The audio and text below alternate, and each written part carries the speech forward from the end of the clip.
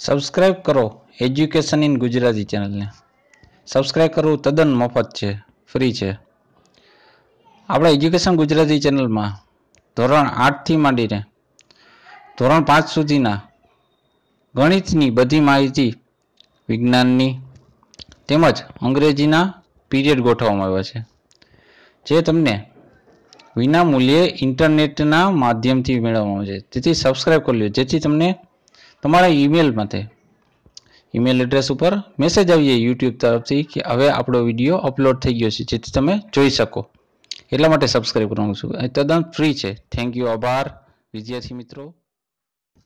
નમસ્કાર, આપનું હાર્દિક સ્વાગત છે એજ્યુકેશન ઇન ગુજરાતી ચેનલમાં.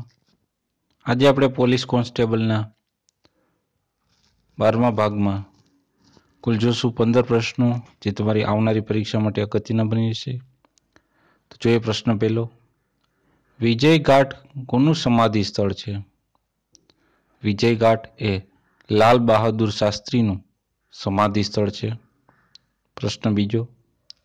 9 જાન્યુઆરીએ કયો દિવસ મનાવવામાં આવે છે?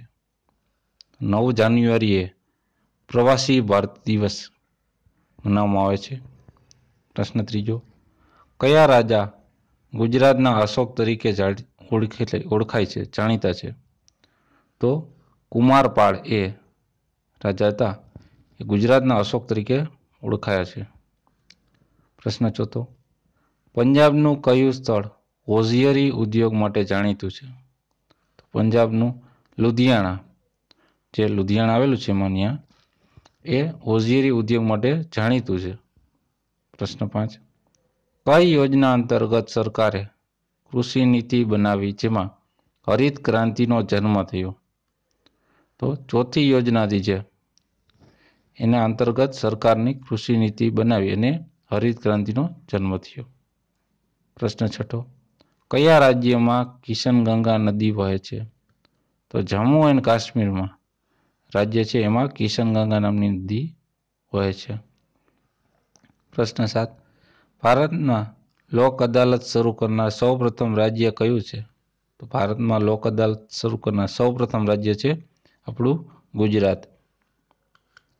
પ્રશ્ન 8. ઋતુબરા વિદ્યાપીઠની સ્થાપના કોણે કરી? તો ઋતુબરા વિદ્યાપીઠની સ્થાપના પૂર્ણિમાબેન બકવાસે કરેલી છે. પ્રશ્ન 9. હાલના બંધારણની માન્યતા પ્રાપ્ત ભાષાઓ કેટલી છે? તો હાલ બંધારણની માન્યતા પ્રાપ્ત ભાષા છે કુલ 24. પ્રશ્ન 10. વેદ કેટલા છે? તો વેદ કુલ 4 છે. પ્રશ્ન 11. કઈ મહિલાનું નામ પર્વતારોહણ સાથે સંકળાયેલ છે? તો મહિલાનું નામ છે નંદિનીબેન પંડ્યા. પ્રશ્ન 12. વિદ્યાદીપ યોજના કઈ બાબત સાથે સંકળાયેલ છે? તો વિદ્યાદીપ યોજના એ વીમા સાથે સંકળાયેલ છે. પ્રશ્ન 13. ભારતીય રિઝર્વ બેંકનું મુખ્ય મથક ક્યાં આવેલ છે? તો ભારતીય રિઝર્વ બેંકનું મુખ્ય મથક મુંબઈમાં આવેલ છે. પ્રશ્ન 14. દેશમાં કટોકટી લાદવાની અંતિમ સત્તા કોની પાસે હોય છે? દેશમાં કટોકટી લાદવાની અંતિમ સત્તા રાષ્ટ્રપતિ પાસે હોય છે. પ્રશ્ન 15. હોમોસેપિયન્સ એ કોનું વૈજ્ઞાનિક નામ છે? તો હોમોસેપિયન્સ એ મનુષ્યનું વૈજ્ઞાનિક નામ છે. તો આ હતા કુલ 15 પ્રશ્નો, જે આવનારી પરીક્ષા માટે અગત્યના બની છે.